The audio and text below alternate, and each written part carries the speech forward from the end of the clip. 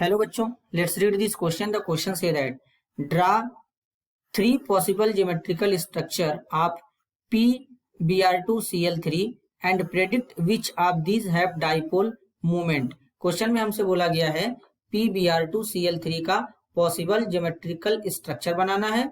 करीब 3 पॉसिबल होंगे तो वही बनाना है और उसके बाद में बताना है कि कौन से स्ट्रक्चर में डाइपोल मोमेंट होगा. तो सबसे पहले समझेंगे की कॉन्सेप्ट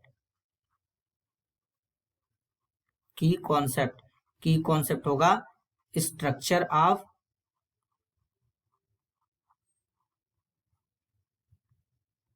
PBr2Cl3. तो सबसे पहले इसका एक रफली डायग्राम बनाएंगे. फॉस्फोरस के साथ में यहाँ पर 3 क्लोरीन इस तरीके से लगा देंगे और एक ब्रोमीन यहाँ पे और एक ब्रोमीन नीचे इस तरीके से लगा देंगे. तो सबसे पहले इसमें जो सेंट्रल एटम है इसका हाइब्रिडाइजेशन कैलकुलेट करेंगे. तो हाइब्रिडाइजेशन कैलकुलेट करते हैं स्टेरिक नंबर से. अब स्टेरिक नंबर जो होता है ये होता है total number of sigma bond plus total number of lone pair. इन दोनों का सम जो होता है वो स्टेरिक नंबर होता है. अब स्टेरिक नंबर अगर 2 आएगा तो हाइब्रिडाइजेशन हो जाएगा sp. 3 रहेगा तो हो जाएगा sp2. 4 रहेगा तो होगा sp3 और स्टेरिक नंबर 5 रहेगा तो हो जाएगा sp3d. इस तरीके से यहाँ पर चेंज होता है. तो अब अगर इसमें कैलकुलेट करें यहाँ पर हाइब्रिडाइजेशन तो सिंगल बॉन्ड कितना है 1 2 3 4 5 और सिंगल बॉन्ड जो होता है उसी को सिग्मा बॉन्ड भी कहते हैं. तो यहाँ पर टोटल 5 सिग्मा है. फॉस्फोरस का वैलेंस इलेक्ट्रॉन वैसे भी 5 होता है तो 5 बॉन्ड बना चुका है. तो यानी केवल 5 सिग्मा होंगे यहाँ पे 5 सिग्मा बॉन्ड. अब 5 सिग्मा बॉन्ड होने का मतलब है कि स्टेरिक नंबर हो जाएगा 5 और हाइब्रिडाइजेशन हो जाएगा sp3d. अब हाइब्रिडाइजेशन sp3d है तो इसका जो ज्योमेट्री होता है ट्राइगोनल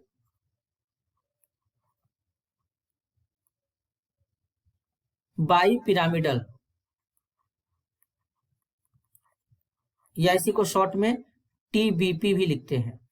इस तरीके से ट्राइगोनल बाई पिरामिडल.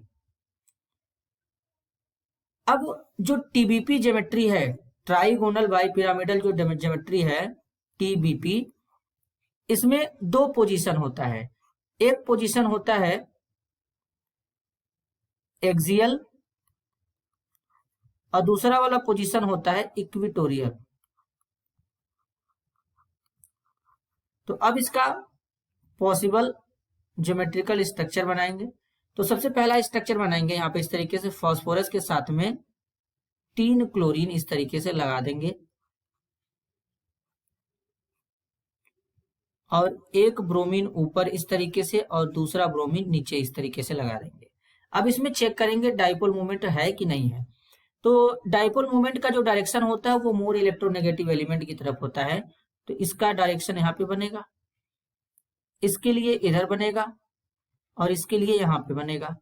अब ये ब्रोमीन का ऊपर बनेगा और इस वाले ब्रोमीन का नीचे बनेगा.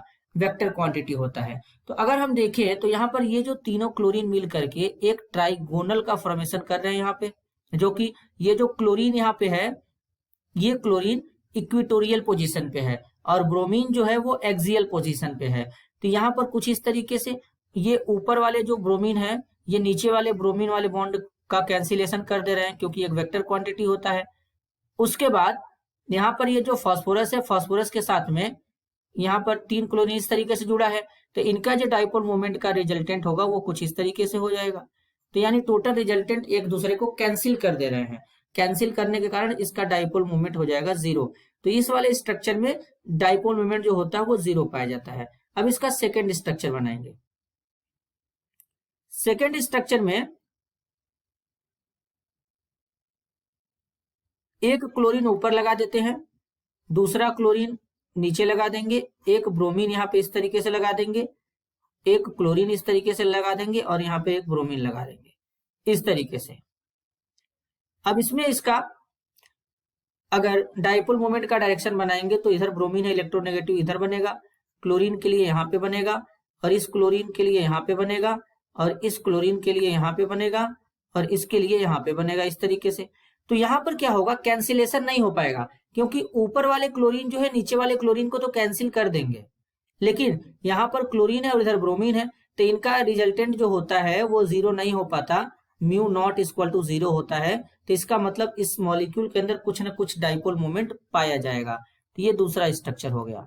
अब तीसरा स्ट्रक्चर इसका डेवलप करेंगे, तो तीसरे स्ट्रक्चर में कुछ इस तरीके से यहाँ पे बनाएंगे।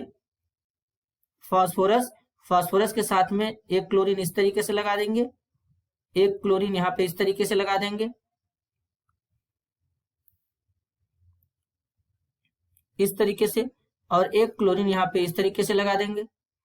सॉरी, यहाँ पर एक क्लोरीन अब यहाँ पे नहीं लगाएंगे, यहाँ पर ब्रोमीन लगा देंगे, और एक क्लोरीन यहाँ पे लगा देंगे और एक ब्रोमीन यहाँ पे, इस तरीके से।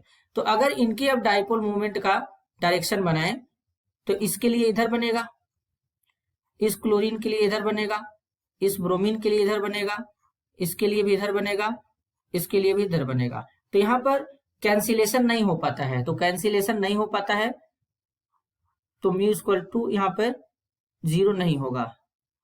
अब जीरो नहीं होने का मतलब इसके अंदर भी कुछ ना कुछ डाइपोल मोमेंट पाया जाएगा। तो बेसिकली जो फर्स्ट स्ट्रक्चर है उसमें डाइपोल मोमेंट नहीं पाया जाएगा, लेकिन सेकेंड और थर्ड में डाइपोल मोमेंट पाया जाएगा। तो इस तरीके से यहाँ पर ये इसका प्रॉपर स्ट्रक्चर बन जाएगा। This is your answer. I hope you understood it well. All the best.